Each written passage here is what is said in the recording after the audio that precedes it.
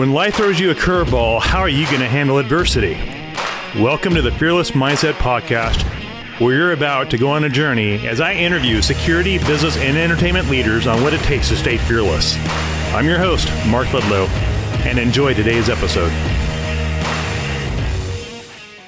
You've got to have that moment, because otherwise you will drive yourself nuts. That's good advice for the younger generation, because they want to go work. Like I used to work 4 months straight with the Saudis, Middle Eastern families, and that's not a big deal. You're making good money, but at the end of it, you're so worn out, exhausted. You don't even want to enjoy it. You just want to stay home. And like, I go back up to Oregon, just decompress for a month. Absolutely. I want to get away from everybody. And, you know, my sister would say, Mark, you just go home and you just park it. You don't even leave the house. Like, if you knew what I did for the last 3 months across the country, now you understand why I want to stay home and do nothing, because you're exhausted, because you're not living a normal 9-to-5 job. Absolutely. Because most people do a 9-to-5, they go home, they pick up the kids and all that. You're around the world, you're around the country, I'm around the country. So running a business or running in the government agency, people don't understand that or comprehend that.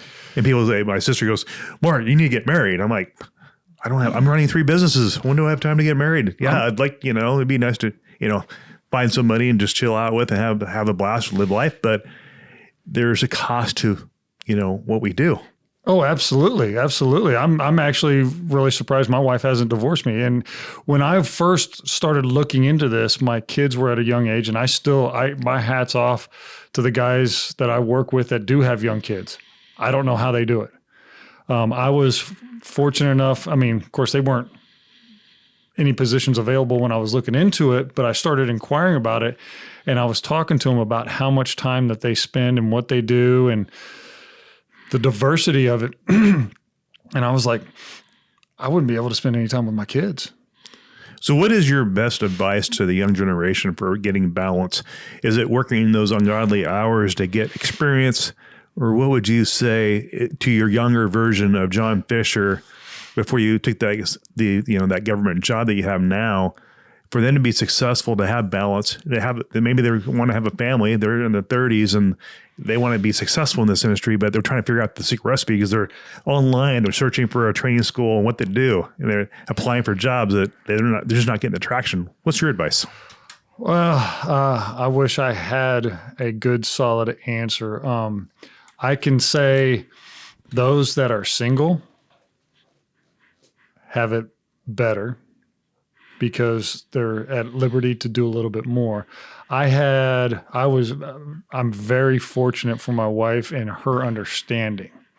Early on in my Marine Corps career, when I was a bomb dog handler, we'd work a 12 on, 12 off shift.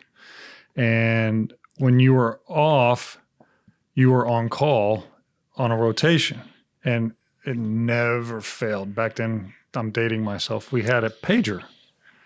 Never failed. You try to sit down with the family to have dinner, pager went off. And that was a learning phase for that. The best I really don't have advice. I can say, if you are in a relationship or you are married, it has to be an agreement with you and your wife of what it takes to do this particular position.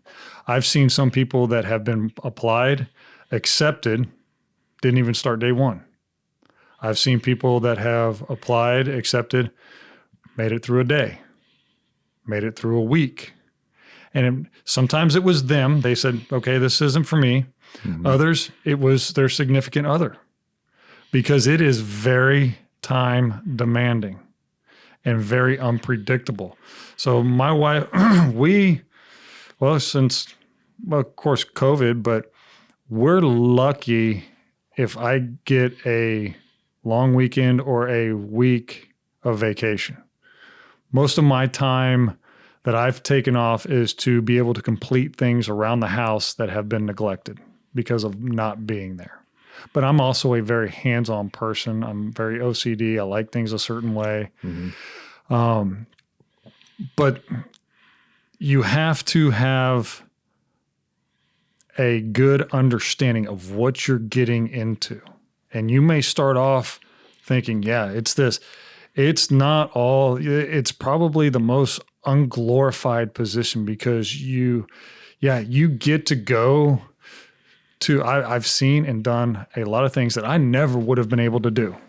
My wife hasn't been able to do it, but she's also benefited from it as well because by doing this in the years of doing it, you learn the ins and outs of the trade and of hotels, restaurants, what works, what doesn't work, to be able to get that little extra something special that I can at least give an example of to my wife based off of what I have done for the dignitary. And, because there's, I wish I could, because I'm starting to go down a different rabbit hole. It's so easy to talk about, right? You can just take it and just follow it. Go for it. Yeah, oh yeah, absolutely. So, but it requires a lot of time. I would say in my particular position, right, I wasn't really confident until year 3, year 4, that I could go out and at least have a good grasp of what all aspects of the job was. Was there a moment in your career where you became, this is the fearless mindset, so I'll bring up the fearless part. Was there a moment in your career where you flipped a switch in your head and you just became kind of fearless in your approach in your career and your life, and fear wasn't even an issue? Or how did you deal with that emotional element called fear? Well, and that's the good thing, that as you become experienced and through time, that starts to go to, because you're always, for me, the biggest fear was failure. Failing to recognize something, failing to, I missed something on an advance. I missed something in the paperwork, or you just become more confident, and then you learn to work as a team because it is a team effort. You can't individualize what we do. Sometimes, yes, it is an individual position, but the reality is all of those that are behind the scenes and those that are, whether you're the advance agent or you're the limo driver or you're the follow car driver, or even in the React, the SRT, CAT, React, QRF, if you're in that role, it's a team effort. Like a football team. Absolutely. Everybody has roles. Because you wouldn't be able to fill all of those roles in yourself. Now, sometimes you have to, and you have to mitigate, and you have to prioritize what's important to be able to achieve that end result. Well, since you're talking about that, the thought that came to my mind is, how many times have you been shot at? Fortunately, because of the preemptive work that we've done, 0. So advance is key. Oh, absolutely. Advance to me, advance is paramount. It's the Bible. And the reason the Holy why, Grail. And the reason why is because you're not only representing your entity, you're representing that principle. And your impression and your rapport and your demeanor towards that person and that relationship that you build is a direct reflection, because in this position, yes. Have you been in a situation like, oh crap, we're in the wrong place, and then all of a sudden, have you ever had a moment where you had the hairs of the you had the OODA Loop? Oh yeah, you get that adrenaline dump, and you're like, oh crap. Like, I was in one situation where I was in Santa Monica protecting my principal from the Middle East, and I saw 2 gangsters watching us, and the hairs on my neck went up. I'm like, I have got to react now. I have to do it back. I got to get them off the X. I got to get them in the car. And I just felt that almost like time went through a time warp. Everything stopped. I'm like, oh crap, I can't believe this is happening. Did you ever have you had experiences like that in a weird situation? In that, no, but the same experience, because fortunately there's others there, and you have, now I'm one of those senior guys. But when you're younger, you have those senior guys there that you lean on, that because you'll get that deer in the headlight look from some of the guys, and you can tell that they're in that OODA loop. And that's when you step in and you realize, so you come in and you offer them suggestions and you get them out of that OODA loop. And it, almost like paralysis of the brain. yes. Analysis paralysis. Correct. And the thing that I think that has that because of the advanced work that is done, we try to mitigate, and we see that. Now, yes, we do have those situations, but we have those other assets in place to help potentially mitigate that. And I'll give you another example. Sure. That I did during a training scenario. You know, you'd rather have more people than not enough. You're right. Exactly. You know, and I was coming off of a smaller detail, and it was very fast paced, very, very, very fast paced. With a bigger detail, it kind of slows down a little bit, and you can start implementing those other assets. And in a training scenario, we did our advance. We did our walkthrough. We came back. We did a quick 10-minute debrief, and it was a sim situation that turned out that it was a mock campaign event that had some embedded protesters. And there was a security guard for that venue that was assigned to us. And in that training event, I failed to utilize and have that person there. And I said, hey, let me have a number that I can reach out to you. When that person was fully willing and committed just to be there. And had they been in that room with us, I could have been, hey, this is your venue. We're just borrowing it. This is your office space, so to speak. You have care, control, custody of it. You can ask that person to go, because my principal is my concern. You know, so it's being able to utilize those assets in that. And that was one of those, and that was just in a training event where I had that OODA loop, because I was like, you know, you sit there, but through experiences and through those times and through training, and I wish we could do even more training. But if you can run those scenarios through your head, that puts you ahead of the game. Right. And one thing about working in government, of course, as we all know, you have a bigger budget. Private sector, you got to convince the CFO why to spend the money on training. And that's the difference between technology companies and corporations. You got to fight for those monies to train your agents versus the government. Like I think I had James Hamilton with the Gavin background goes, the great thing about the government, they had all the money in the world, blow up ammunition, not care about it. It's just how it is. No, absolutely. And you know, having that ability to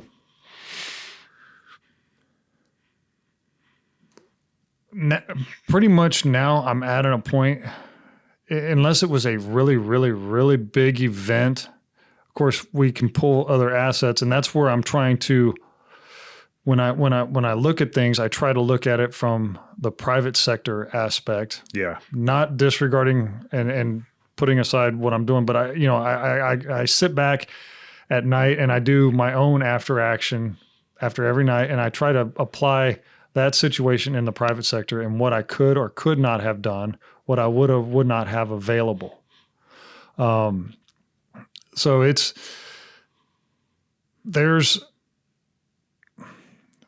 and unfortunately, it keeps going back to its experience. It's getting that exposure, and really it's being humble enough to sit back and learn. And, you know, I love, and it was a fault of mine that I try to help people, but I would help it unsolicited.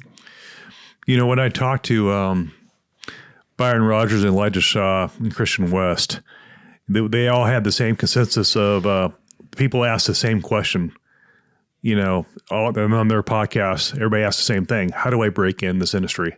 And you know, the young guys want to break, and they want to work for a celebrity. They just want to break in. They want a chance.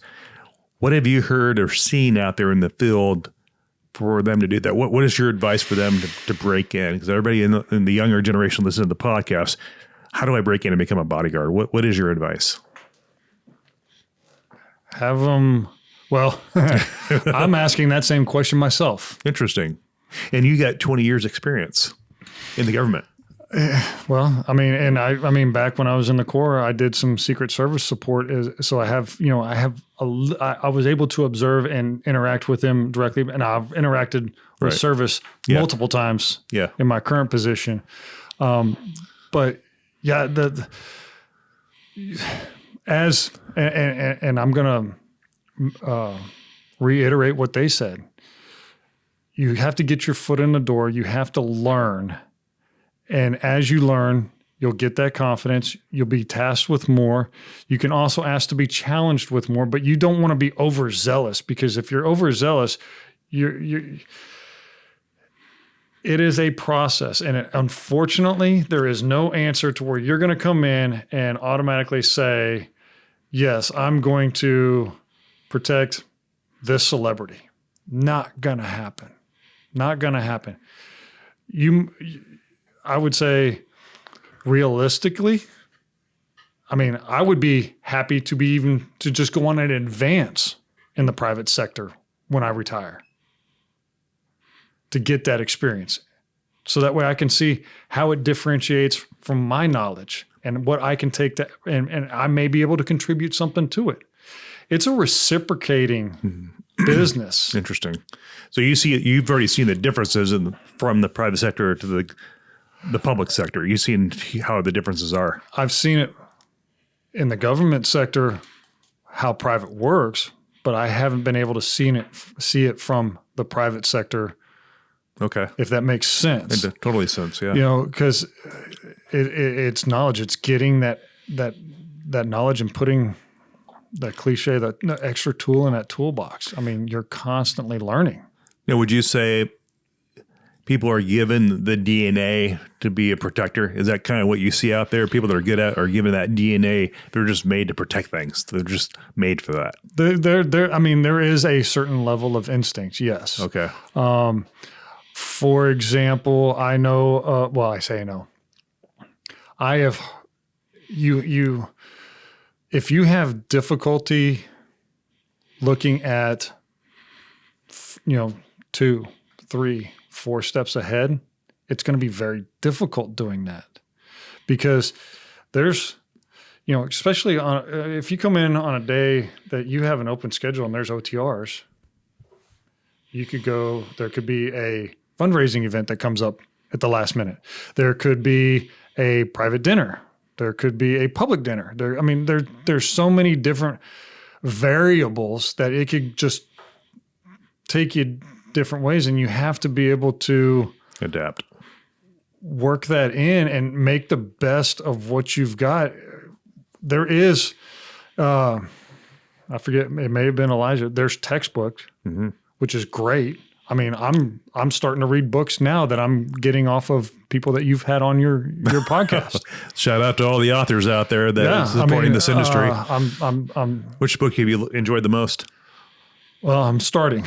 I've got the one that runs off the top of my head right now is The Protector by Mike Trott. Michael. Yes. He was my first guest to help me launch this show.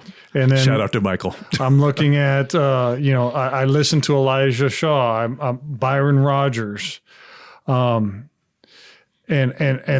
others that you've had on that knowledge is in it. And, you also have to maintain there's also a certain look, because unfortunately being over 6 foot tall, you kind of stand out. And then, you build that reputation, and then people automatically identify you. Oh yeah, easily. You look the part. I mean, you showed up wearing where you are. It's like the guy got to be military or something. Well, but then again, I've also been mistaken for hotel staff or event staff. That's even better. And it's like, rather than say, I don't brush those people off. Right. I play the part, because you know what? I know where the restroom is. I know where this is, and I'll just point them in that direction, because you know what? The more time that they're there, and if I treat them poorly, they're going to remember that. They're going to look at me, and that's going to I'm going to be having to watch them because then they could be disgruntled or whatever, and it could then reflect poorly upon the event, our detail, and the principal. And I don't want to do that. So I'll gladly, because you know what?